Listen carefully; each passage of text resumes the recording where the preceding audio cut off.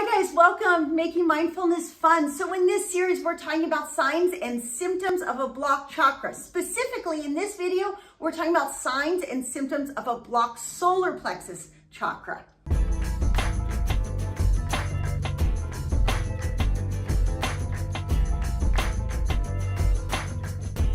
If this is your first time to our channel, here at Making Mindfulness Fun, we help you on your journey to higher consciousness so you can experience more joy, love, and emotional liberation. Before we get into the video though, pretty please, make sure that you like this video, subscribe to our YouTube channel, and turn on post notifications because we put out a video every single day on chakras, enneagram, you name it. So your Manipura, or your solar plexus chakra, is right above your belly button. And this is the chakra that really influences your doing, what you do throughout the day. And since we all tend to get out of bed at some point and then get back in bed some point during the day, we're all doing something. Some of us are doing less, some of us are overdoing, but the really cool thing about looking at your solar plexus is it's tied a lot, or making it healthy or balanced is tied a lot to your Enneagram, because how we influence the Manipura is really has to relate to our personality type. And so it's so super important that if you have if you find yourself like apathetic, not doing much, you probably have an underactive solar plexus. If you find yourself needing to control and do, and you're like overdoing all the time, you probably have an overactive Manipura. And so the solar plexus signs or symptoms of a blocked one is going to have first to do with like how much you're doing during the day is a good indicator, right? Yes, for sure. So she gave a great overview on the solar plexus, so I'm not going to give any more. It represents your confidence. And remember that with the chakras, they don't just control your physical body, but also your mental and emotional. So symptoms of a blocked solar plexus can show up physically, or they can show up emotionally. One way that the most common that it can show up if you have an underactive solar plexus, a blocked one, is that you feel insecure, because the solar plexus controls our sense of confidence. And I think for Enneagram type 9s, which I am, this is a big one, because over the years I've been fairly confident, but I'd have trouble doing things. And as I've stepped into my growth, it's amazing how much more confident I've gotten and how much healthier my solar plexus has gotten, because I've been able to step into my growth as a 9 and embrace that confidence and start doing things. And so if you don't have that though, you're gonna have more insecurities, you're gonna have trouble getting yourself to do things, and you're going to feel at very core like you're not good enough. Another thing is, if you don't just naturally have a six-pack, that means you have just a terrible solar plexus, basically.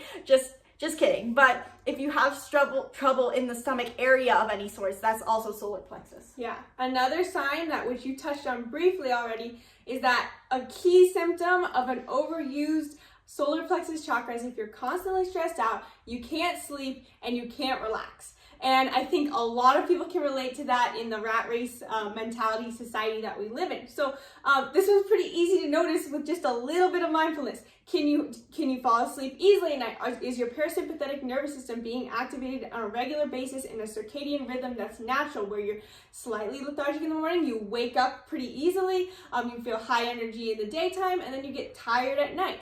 That's natural. But if you're not feeling that, that's a sign that your solar plexus is too overactive. Now, we just listened to some amazing interviews by Dr. Joe Dispenza, and we'll link in the description to a resource, but he talks in detail with tons of science to back up his claims about how we are basically addicted to that stress response. And I think this is really important to note if you have an overactive solar plexus, because it's not necessarily you. You might have gotten yourself into a stressful scenario in the first place, but in some ways it's not you that's keeping you there. You do have the power to get out of it though. So our brains are essentially addicted to the stress response cycle. And even if we bring mindfulness to that thought pattern, our bodies are gonna actually continue on that stress response addiction. So first, we have to bring a mindful awareness to the brain, but then we have to take that a step further and bring awareness to the body. And like, is my body continuing on the stress reaction of holding your shoulders high, jaw clenched, stomach tight, the stomach with the location of your solar plexus? Is it clenched? Is it not fully relaxed?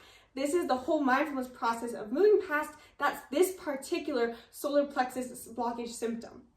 So it's really important to balance your solar plexus by taking time to look at your life, look at your schedule, make sure it's in alignment with not only your Enneagram, but with like your desire for where you would want to be more courageous, where you would want to act boldly. Because when you do, if you have an underactive solar plexus, you tend to not take steps to, if you catch yourself like with this bucket list that like someday, one day when if this, then all, then it's a really good time to step back and think like, well, am I telling myself this story that I can't go do it now? Your Manipura, your solar plexus, that's going to be the spiritual six-pack to get you to like take that next step into living the life that you want to, into feeling a little more empowered. Doesn't mean you have to quit your job. You can if you want, but you don't have to go live in an RV, but you can if you want. Whatever it is that makes it that you're telling yourself, you're like, I have to. Listen equally to that voice that says, I want to. Yes. And another way you can tell, well, we covered this ways that are symptoms of a blocked chakra. So one way you can heal your solar plexus is that, remember, the Manipura, the solar plexus is at your stomach. So a really huge tie to the solar plexus is your gut health. So doing a gut health cleanse, maybe taking, if you know, apple cider vinegar shots will be extremely helpful for your solar plexus, and it'll help you cleanse it. So you do a tablespoon of apple cider vinegar first thing in the morning on an empty stomach with a little bit of water. It's disgusting, trust me, but it'll help your solar plexus so much in healing it. Another one, and this would be a bit more if you're on the underactive side of the solar plexus, but to do something bold and brave. And that can be something small within your day, to just go do something that's bold and brave and challenging, or that could be like plan something for next week. Plan a trip to go do something bold and brave. Challenge yourself in a way that's not particularly a have to, and this would align with what you said. Align your bold and brave action with something you really want to do, and that would really create ideal balance of what the solar plexus really stands for, which is action, but also something that's intrinsically aligned. And we've talked about this journal before, but I think a really useful tool is also to order a best self journal, because it helps you track your habits and to set some goals. And you know, I tend to talk about, because I'm overly driven, that if you're like me and you're like trying to stack too many things, then it helps you sift out and reprioritize. I mean, one of the things that stood out to me when it's like, pick the 3 things you want to accomplish each day. And when I had to do that, I'm like, oh my goodness, no wonder. I feel like I'm trying to accomplish 30 things a day. And maybe I need to like just work on 3 that are the most meaningful to me. So the best self journal link is below.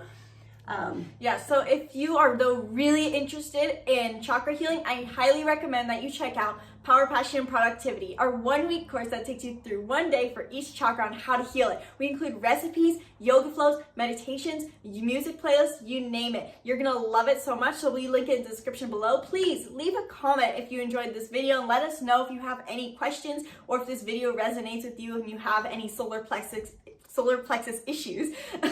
And please stay tuned for our heart chakra signs and symptoms video.